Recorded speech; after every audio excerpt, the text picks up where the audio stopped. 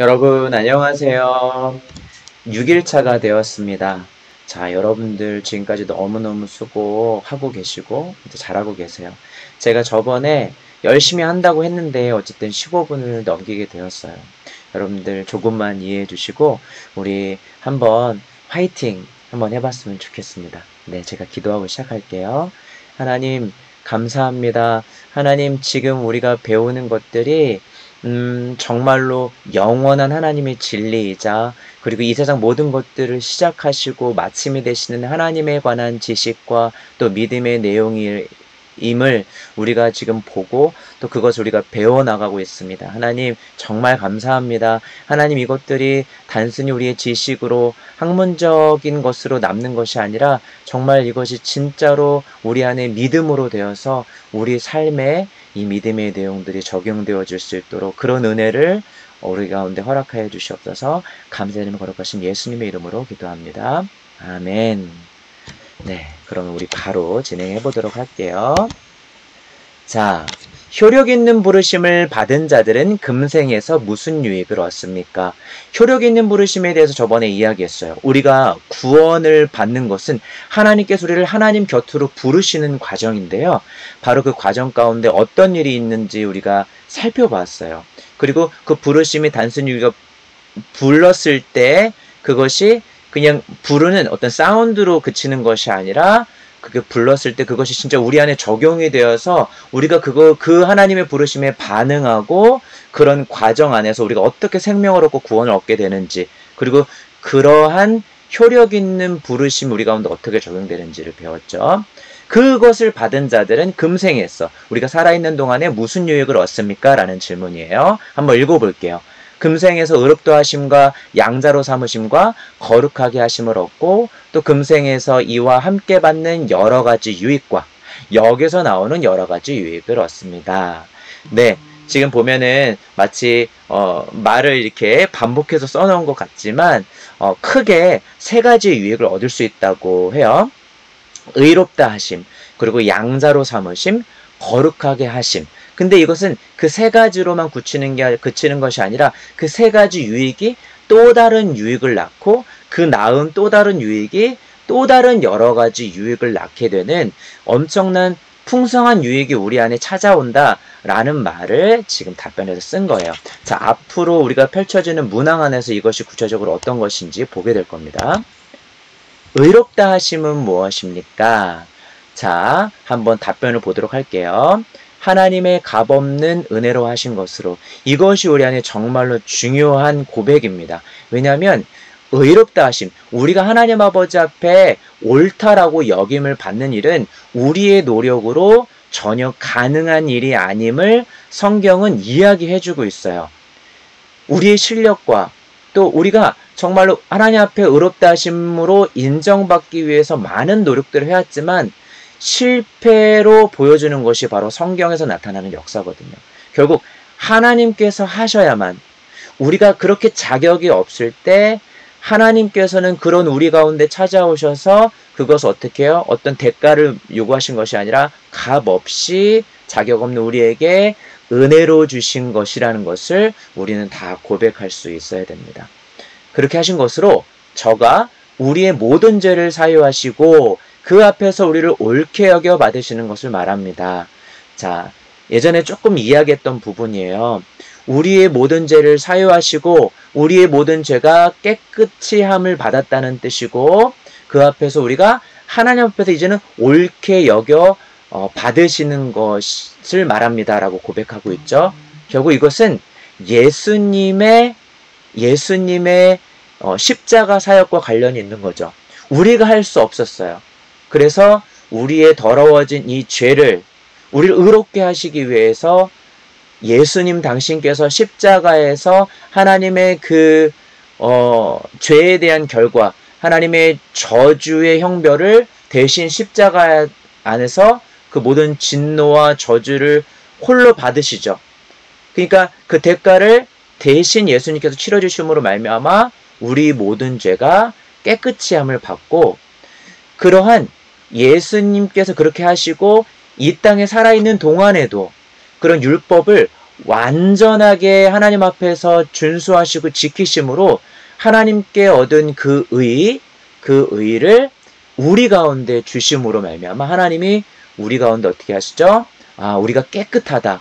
그리고 우리를 옳게 여기시는 일들이 있다는 거예요. 그것을 우리가 효력 있는 부르심으로 말미암아 그런 유익을 누리고 있다는 거죠. 이는 다만 그리스도의 의를 우리에게 돌려주시는 것으로 우리는 오직 믿음으로만 받습니다. 제 앞에는 제가 설명했던 내용이고요. 그리스도께서 받은 의가 우리 가운데 주어졌다. 그리고 그것을 우리가 받는 방법은 오직 그렇게 예수님께서 날 위해 행하신 그 예수님께서 행하신 일들을 믿음으로써 그것이 우리 안에 성령 하나님께서 적용시켜주는 일, 그것으로 우리는 받게 된다. 자, 세 가지 유익 중에 이제 두 번째, 양자로 삼으심은 무엇입니까? 이것도 하나님의 값없는 은혜로 하신 것으로 이제 의미가 이해되시죠? 이렇게 함으로써 우리를 하나님의 자녀의 수효 중에 들게 하시고 하나님께서 영원전부터 계획하신 택하신 하나님의 자녀 안에 우리가 거기에 들어간다는 거죠. 생명책에 기록된다는 거죠. 그 모든 특권을 누리게 하시는 것입니다. 그러니까 양자로 삼으셨다. 우리가 하나님의 자녀가 되었다. 쉽게 얘기하면 그렇다는 거죠. 우리가 하나님의 자녀가 됨으로 말미암아 우리 안에 이어지는 유익들은 정말로 엄청나거든요. 우리가 하나님을 아빠, 아버지라고 부를 수 있어요. 기도할 때. 그리고 아버지가 자녀에게 어떠한 사랑을 베푸시죠? 우리는 그것만 생각한다 하더라도 우리의 모든 걱정과 염려들이 하나님 아버지 앞에서는 결코 문제가 되지 않는다는 것을 알 수가 있어요. 그래서 우리의 삶과 우리가 살아가는 모든 생활이 그러한 믿음으로써 달라지게 되죠. 당당해지죠. 넉넉해지죠. 그러한 유익들을 우리가 누릴 수가 있다는 것입니다. 자, 세 번째 유익이죠. 거룩하게 하시는 것은 무엇입니까? 하나님이 거룩하시죠. 그가 거룩하신 하나님, 그리고 그분의 아버지 되심으로 말미암아 자녀인 우리도 똑같이 하나님의 형상을 닮아 거룩하게 하는 유익이 있다는 거죠. 자, 이것도 역시 하나님의 값없는 은혜의 역사로 되어지는 것으로 이것으로써 우리가 하나님의 형상을 쫓아 거룩하신 하나님의 형상을 쫓아 우리가 전인격이 새로워짐을 얻고 성경에 보면은 그러므로 누구든지 예수 그리스도 안에 있으면 새로운 피조물이라 라고 이야기했어요. 제가 이 세상 모든 보이는 세계를 하나님께서 만드실 때 창조의 역사를 하나님께서 펼치신다고 그랬어요. 근데 창조 역사가 그때만 이루어지는 것이 아니라 죄인인 우리가 새롭게 거듭나서 이제는 정말로 우리의 전인격, 우리의 생각, 그 다음에 우리의 이성, 우리의 감성, 우리의 의지, 이 모든 전인격이 새로운 피조물로서 다시금 하나님께서 그리스도 안에서 새로운 창조를 일으키신다는 뜻이에요. 그래서 이제는 우리가 하나님의 거룩하신 형상을 담게 되는 거죠. 점점 죄에 대하여는 죽게 해주시고 신자는 죄를 미워하는 성향을 갖게 돼요. 하나님이 싫어하시는 그리고 하나님이 말씀하신 것들에 대해서 우리는 철저하게 지키려고 하는 성향이 생깁니다. 그래서 의에 대해서는 살게 해주시는 것입니다. 그래서 하나님이 기뻐하시는 방향으로 하나님의 말씀하신 것에 순종하고 싶은 마음의 방향으로 우리는 뒤바뀌어져 있어요. 우리의 성향 자체가. 왜냐면 이제는 우리가 새 생명을 얻고 새로운 피조물이 되었기 때문에 하나님께 나아가는 존재, 하나님이 처음에 원하셨던 그런 모습이 그리스도 안에서 이루어지게 되었다는 겁니다. 금생에서 우리가 살아있는 동안 의롭다 하심과 양자로 삼으신 것과 거룩하게 하심에서 얻는 유익은 무엇입니까? 그곳으로부터 파생되어지는 또 다른 유익이에요. 자, 이것은 실제로 우리 안에 일어나는 것들을 한번 또 구체적으로 적어본 거죠.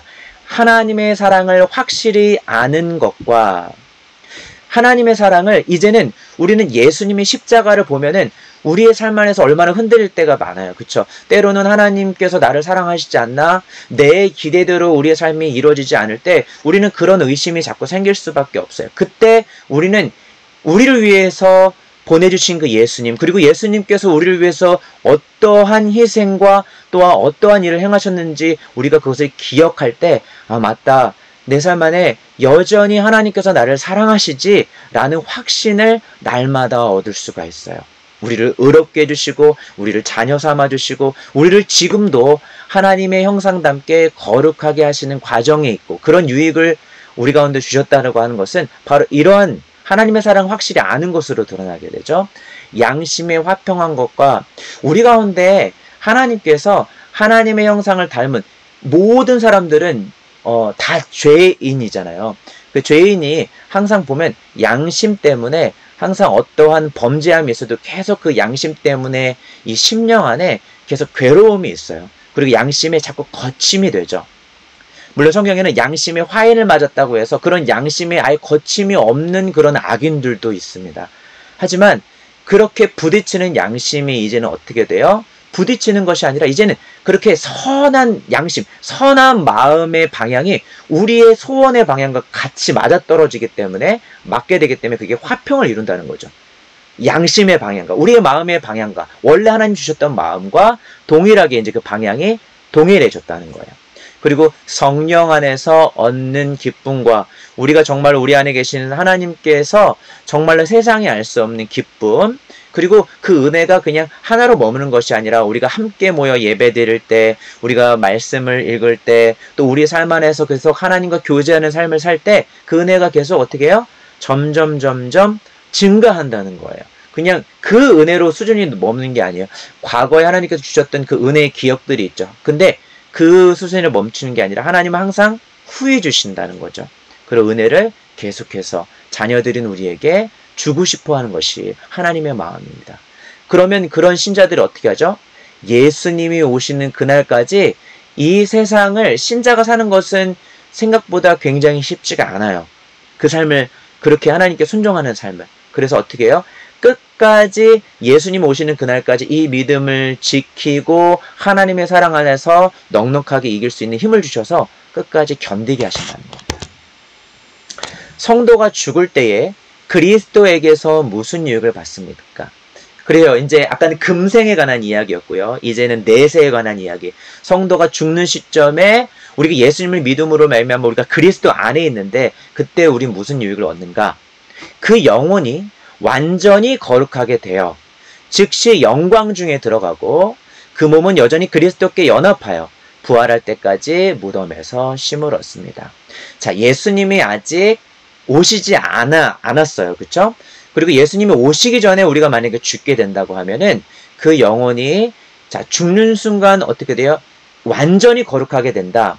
그러니까 지금은 여러 가지 우리가 막 죄의 법과 생명의 법이 우리 마음 안에서 계속 싸우잖아요. 그런 옛 습관들이 있으니까. 근데 이제는 우리가 죽게 되는 순간 완전히 거룩하게 돼요. 그러니까 이것을 한 용어로 얘기하면 영화롭게 된다는 뜻이에요. 그래서 하나님 보시기에 완전히 흠없게 완성이 돼서 즉시 영광, 하나님의 영광 중에 우리가 들어가게 되는 거야. 하나님 대신 정말 하나님이 가득 계신, 정말 하나님을 친밀하게 만나는 그런 중에 들어가고 그 몸은 여전히 그리스도와 이렇게 연합되어져 있어서 아주 친밀하게 하나가 되어 있어서 우리가 부활은 예수님이 오시는 그날에 이루어지거든요.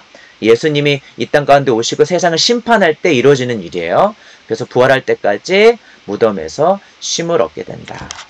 여기에 여러 가지 질문들이 있을 것 같아요. 그러면 그 질문들을 잘 가지고 저에게 물어보시면 되겠습니다.